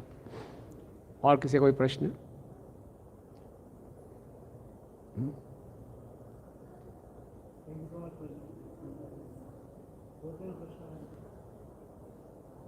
पहला कि अपने विश्वास के ऊपर बोला भगवान पे पूरा विश्वास होना चाहिए, रघुनंदन ठाकुर जी के बारे में बताया। हाँ, ये प्रश्न है कि विश्वास और साक्षात्कार ये दोनों एक ही है या अलग अलग है? कई बार हमने सुना है कि साक्षात्कार होगा तभी हमको रिवील होगा, दूसरा है कि विश्वास होना चाहिए। ये दोनों एक ही। प्रभु जी का प्रश्न है कि हमने बताया कि रघुनंदन ठाकुर जी को पूरा विश्वास था कि भगवान खाते हैं, तो विश्वास और साक्षात्कार एक ही बात है। साक्षात्कार होता है तो विश्वास होता है, तो दोनों एक हैं कि अलग अलग हैं? देखिए, शुरू में जो श्रद्धा होगी वो हमें शास्त्रों में जो पढ़ेंगे सुनेंगे उसके आधार पे होगी ना। अभी साक्षात्कार इतना नहीं होगा। हमें श्रद्धा होती है उन साधुओं में, उन भक्तों में जो ये कह रहे हैं, हम उनके आचरण से, उनके वचनों से प्रभावित होते हैं, तो बोले ठीक है, ये व्यक्ति अच्छा दिखता है, इसका चरित्र ठीक दिखता है, ये कहने करने का प्रयास करते हैं। तो शुरू में विश्वास उस व्यक्ति में होती है जिससे हम सुनते हैं ना, और अपना कोई साक्षात्कार नहीं है। उसके उनसे सुन के जब उसको जीवन में उतारने का प्रयास करते हैं तो फिर साक्षात्कार होता है और फिर हमारा श्रद्धा और बढ़ जाती है। तो दोनों एक दूसरे को रीइंफोर्स करते हैं, ठीक है। और कुछ? सरलता के बारे में अपना सरलता का उल्टा जो है वो कपटता है। कपटता को कैसे हम दूर कर सकते हैं? कपटता जैसे हम देखते हैं कि तिलक लगा लेते हैं, धोती कुर्ता पहन लेते हैं, बस संस्कार तो वैसे ही पड़े रहते हैं, लगता है कि जा ही नहीं रहे। सरलता का उल्टा कपटता है, तो कपटता से कैसे दूर जाए? बाहरी रूप से तो हमारे में परिवर्तन हो जाता है, लेकिन हृदय में परिवर्तन होने में समय लगता है। तो जैसे बताया, सरलता को अपने जीवन में अनुकूल करने का प्रयास करें, सादा जीवन रखें, ट्रांसपेरेंट रहे। अगर किसी भक्त से हमें कुछ शिकायत है, कुछ गड़बड़ है, तो हम साथ साथ जाके बात कर लें, है ना, क्लैरिफाई कर लें। तो मन को जितना हो सके साफ रखें, किसी के विषय में गलत सोच के ना बैठे रहें, उल्टे सीधे धारणाएं बना के ना रखें, तो उससे हमारे सारे जो निर्णय हैं वो गलत होते हैं। किसी के बारे में ऐसे कुछ गलत विचार आ रहे हैं, गलत धारणा है, तो उसको हम क्लैरिफाई करके आगे बढ़ें इस ढंग से। यस बाबू।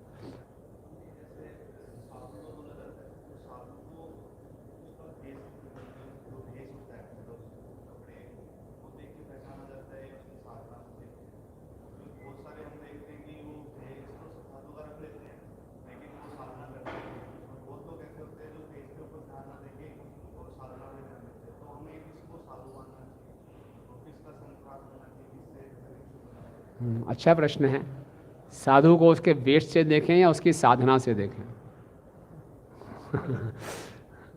अच्छा, उसकी अच्छी अच्छी दाढ़ी होनी चाहिए बड़ी या दाढ़ी नहीं होनी चाहिए, जटाएं होनी चाहिए, जटाएं नहीं होनी चाहिए, भेगवा वस्त्र हो नहीं हो, कैसे पहचान, है ना?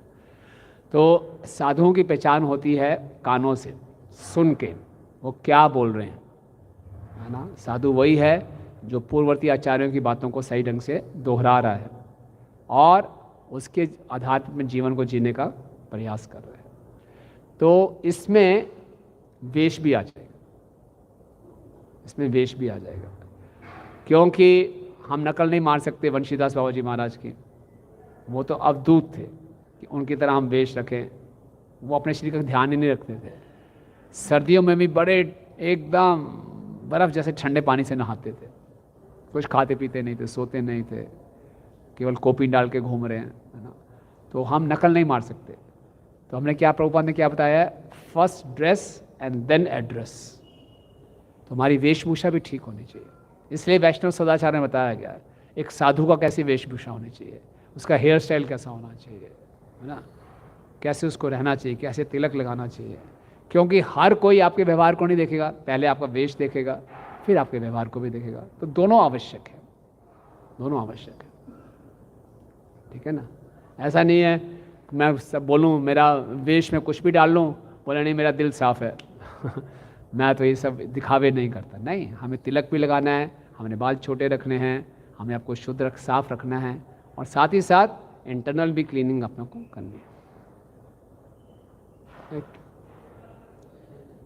सरलता में बता रहे थे यार, किसी भक्ति प्रति हमारे कुछ भावनाएं हैं तो जाके उनसे बात करें। तो ऐसी स्थिति में ऐसे लगता है कि हम में ज़्यादा सेंटिमेंटल हो रहा हूँ, ऐसे अनुभव होता है कि मैं किसी भक्त के पास जाके बात करूँ तो मैं ज़्यादा भावुक हो रहा हूँ नहीं, भावुक का क्या बात है, ऐसी बात नहीं है। आप जाएं, बातचीत करें, हृदय में कुछ रखने से अच्छा है बातचीत कर लें, उसको क्लियर कर लें। हम लोग बहुत सी धारणाएं गलत बना के बैठ जाते हैं, जिससे बहुत नुकसान हो जाता है। एजम्पशंस वो गलत होता है, अच्छा है कि हम क्लैरिफाई करें, ठीक है? और एक प्रश्न, तो जैसे हम अपने सारे दुखों को निवारण के लिए भगवान की शरण ग्रहण करते हैं, कृष्ण की शरण में सब कुछ हो जाता, वो रक्षा भी करते, सब कुछ सुनते हैं, और साथ ही ये भी सुनते हैं कि कृष्ण से अधिक दयालु श्रीमती राधा रानी की है। तो हम जो है इसको आप इसको बताना चाहिए। इनका प्रश्न है कि अपने दुख किसके आगे रोए, राधा रानी के आगे रोएं कि कृष्ण के आगे रोएं?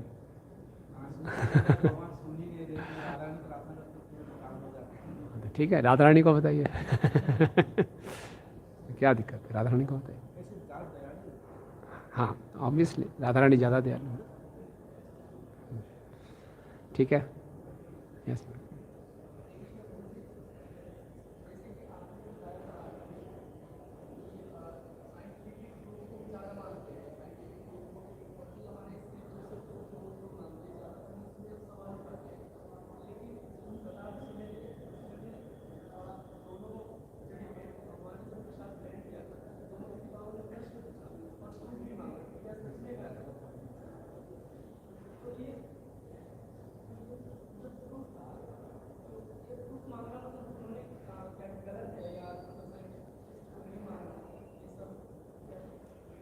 नहीं, रघुनंदन के पिताजी ने उनसे पूछा कि क्या खा लिया वास्तव में। उनको थोड़ी सी शंका हुई कि मैं इतने सालों से लगा रहा हूँ तो मेरे साथ ये अनुभव नहीं हुआ, आपके साथ ये अनुभव हो गया। तो उनको ये संशय नहीं था कि भगवान खाते नहीं हैं, उनको मालूम था भगवान खाते नहीं, इस ढंग से खा लेंगे, उनको थोड़ा वो हो रहा था। जो दूसरा केस बताया था हमने उस केतन का, उसको तो संशय था कि भगवान खाते नहीं, उसको पूरा विश्वास है भगवान खाते नहीं है। लेकिन जो मुकुंद थे उनको मालूम था भगवान खाते हैं, लेकिन इस ढंग से नहीं खाते। मैं इतने सालों से लगा रहा हूँ तभी तो कभी ऐसा ढंग से खाया नहीं, इसलिए वो थोड़े से जिज्ञासु थे। आप भी कोई बात सुनते हैं, पढ़ते हैं तो संशय उत्पन्न हो सकते हैं, तो उसका निवारण करना चाहिए, पूछना, वो गलत नहीं है, ठीक है ना?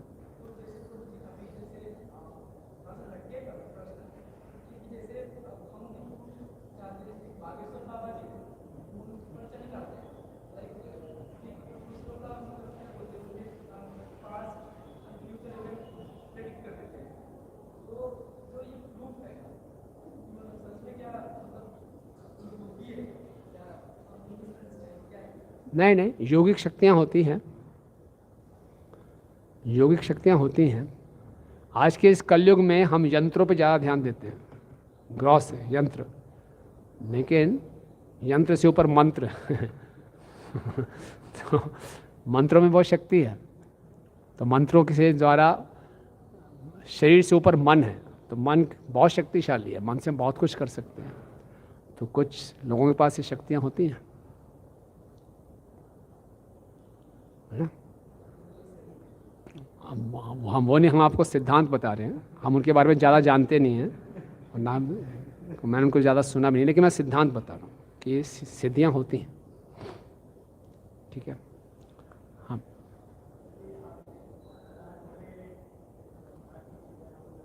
जोर से बोलिए।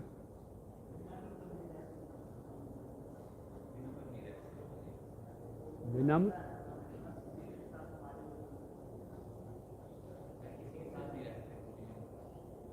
ये अपना कह रहे हैं कि मैं विनम्र नहीं रह सकता।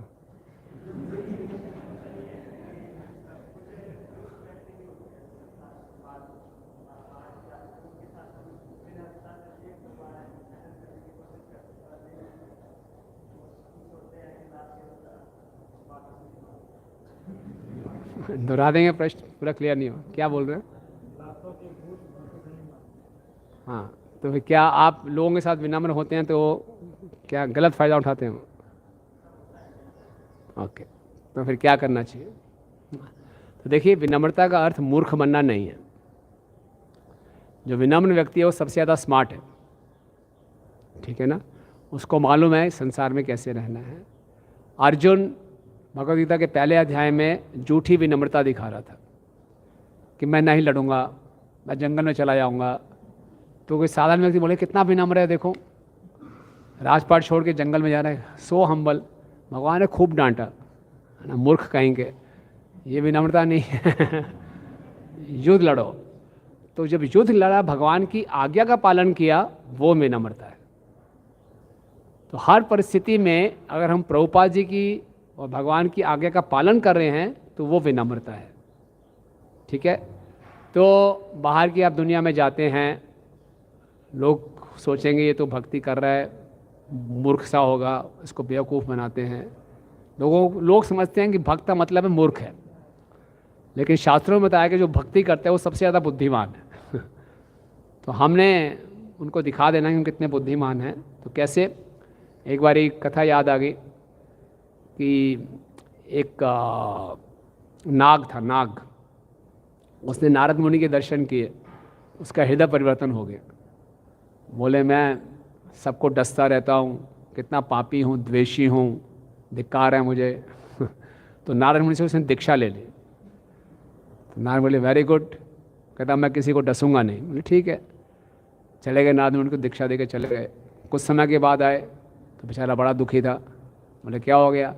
बोले जब से मैंने डसना छोड़ा है, सब मेरा खूब मजाक उड़ाते हैं, छोटे बच्चे आते हैं उठा के फेंक देते हैं मुझे क्योंकि कोई मेरे पे कूदता है, कोई फेंकता है, आपस में खेलते हैं मेरे साथ।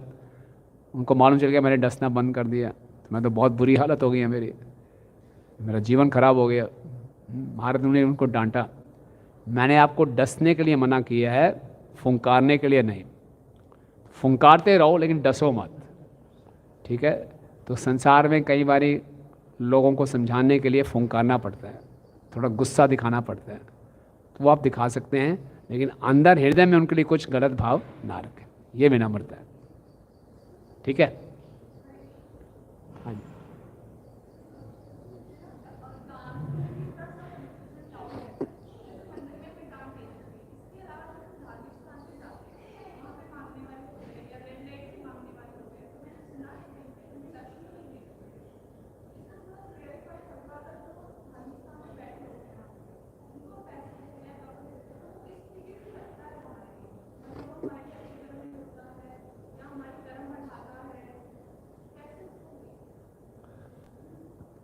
एक बारी भक्ति सिद्धांत स्वामी ठाकुर महाराज सभी गृहस्थों की यात्रा जगन्नाथपुरी में ले गए थे।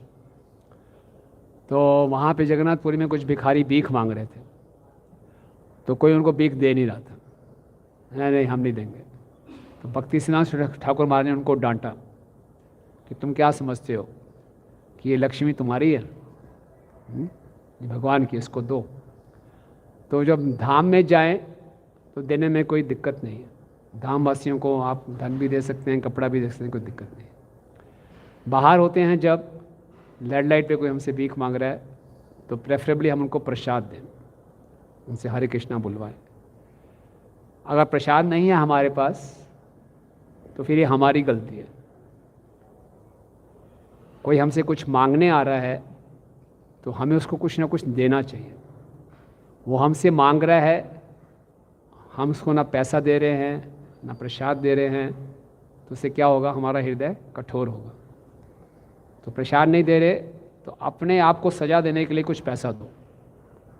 उस पैसा देने से आपको कर्म फल लगेगा, तो फिर अगली बारी आप केयरफुल हो जाओगे। बहुत पहले कर्म फल बहुत है, एक कर्म फल और दे दिया मैंने, अब अगली बार में प्रसाद जरूर अपने गाड़ी में रखूँगा सर, है ना?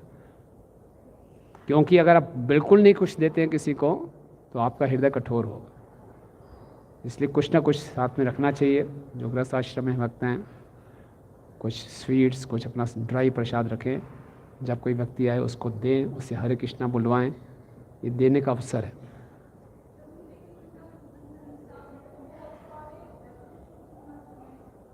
नहीं, ऐसे रेड लाइट पे इतने सारे कहाँ आते हैं? जितना दे सकते हैं दीजिए। बच्चों के लिए कुछ टॉफ़ी खरीद सकते हैं, वहाँ टॉफ़ी बांटती है, कुछ पैसे थोड़े थोड़े देते जाइए, जितना दीजिए। ठीक है, इसमें करते रहें क्वेश्चन आंसर।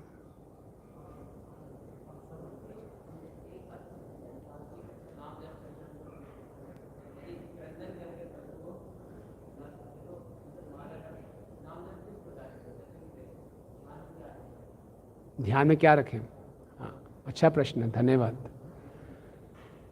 तो व्यक्ति रोता कब है?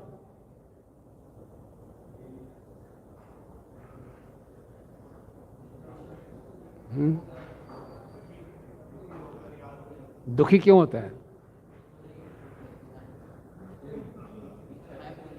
इच्छाएं पूरी नहीं हो, है ना? तो फिर मैं जब मैं क्यों रोऊं? जब मैं रोना क्यों आएगा? कब आएगा रोना?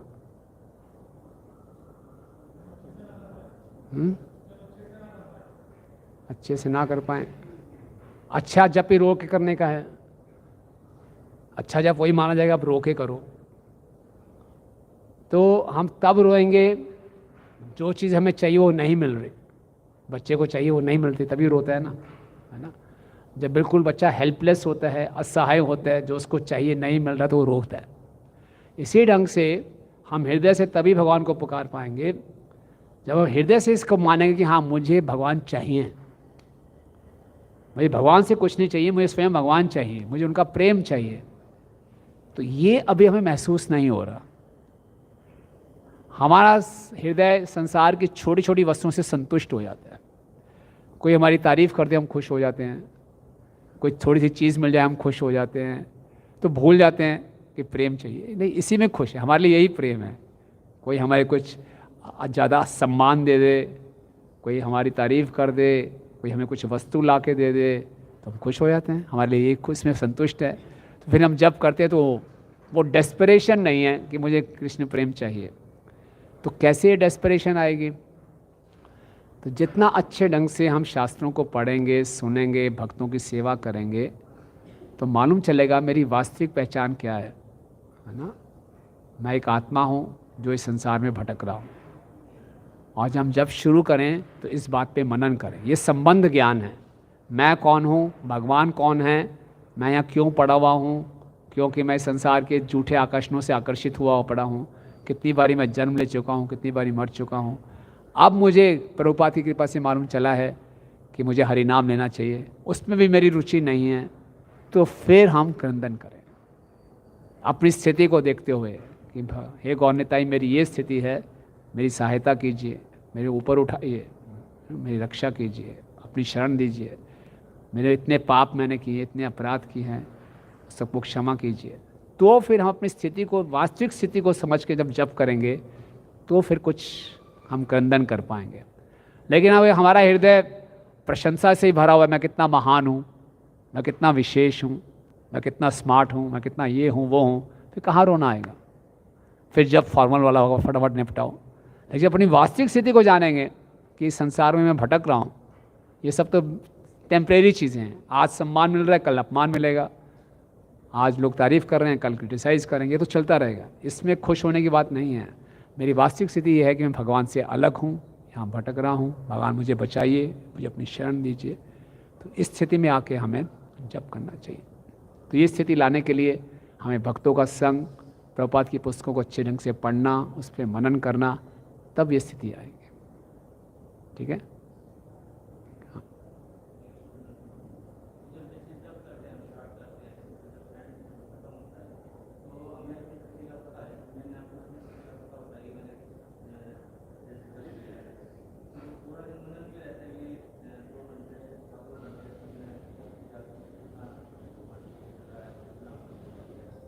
जोर से बोलिए जरा।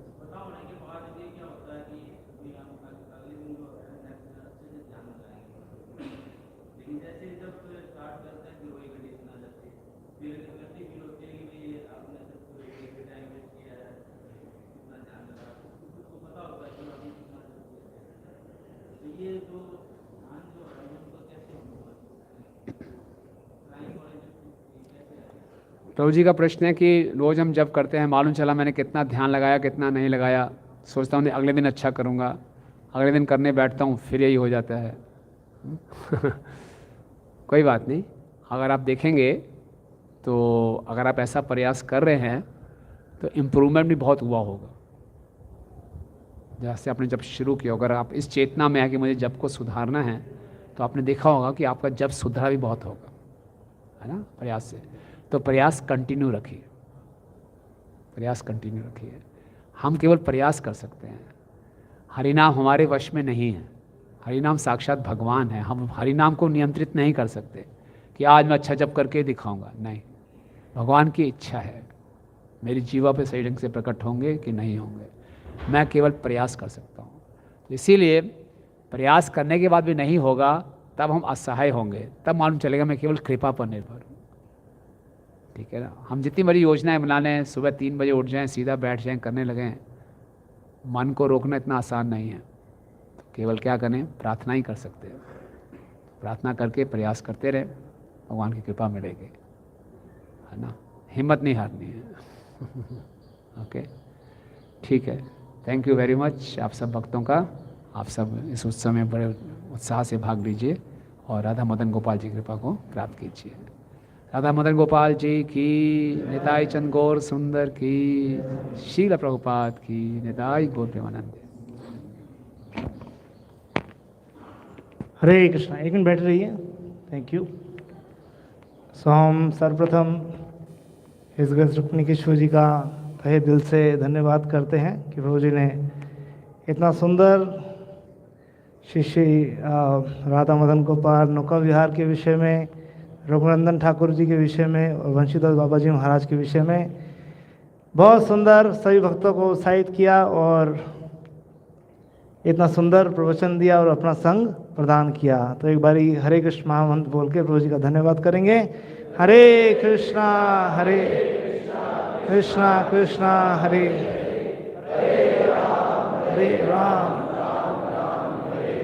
और आप सबकी जानकारी के लिए, क्योंकि यहाँ पे कई लोग ऐसे भी हैं जो नए हैं, तो जिनको नहीं पता होगा, हिज ग्रेस रुक्मिणीकेश्वर प्रभु जी जो है इस पूरे जो हरियाणा, पंजाब इत्यादि कई स्थानों पे जाकर प्रभु जी के अंडर ही जो है ये जगह चल रही है, प्रचार चल रहा है और भक्त लोग की संख्या में वृद्धि हो रही है। तो प्रभु जी यहाँ के इस्कॉन बहादुरगढ़ मंदिर के जोनल सुपरवाइज़र भी हैं। हरि बोल। तो जोनल सुपरवाइज़र का कार्य होता है कि वो अलग अलग जोन्स में जाकर देखते हैं कि वहाँ पे कैसा कार्य चल रहा है, प्रचार कैसे चल रहा है। तो ये सारा प्रचार, हर एक चीज़ जो है प्रभु जी के निर्देशन में चल रही है। हम प्रभु जी के निर्देशन में बड़े हैं क्योंकि हम भी पंजाबी बाग से ही थे। प्रभु जी ने यहाँ पर भेजा और हमको राधा मदन गोपाल जी दिए।